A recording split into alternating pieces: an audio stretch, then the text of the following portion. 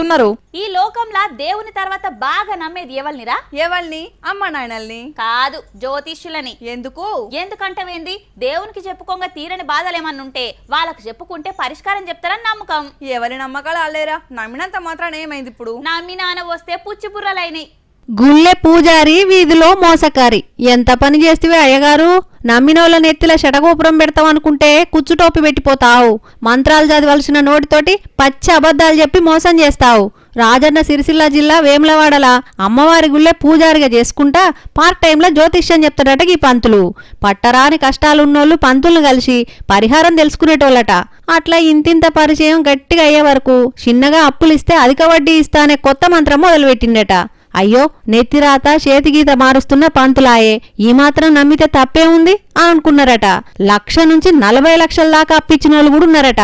ఇట్లా అయ్యగారిని నమ్మిన భక్తులు 100 మంది దాకా కోట్ల రూపాయలు అప్పులిచ్చిర్రు. కొంతకాలం సజావుగానే సాగింది.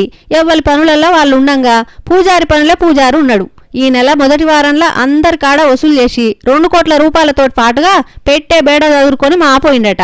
అయ్యగారి జ్యోతిష్యం కోసం వచ్చినోళ్లకు అప్పుడు తెలిసింది నిజంగానే వీళ్ళ జాతకాలు మార్చిపోయింది అయ్యగారని. ఇలా చెప్పుకోలేని ముచ్చటేందంటే పైసలు పోగొట్టుకున్నోళ్ళల్లా పోలీసులు పేరు మోసిన లీడర్లు కూడా ఉన్నారట.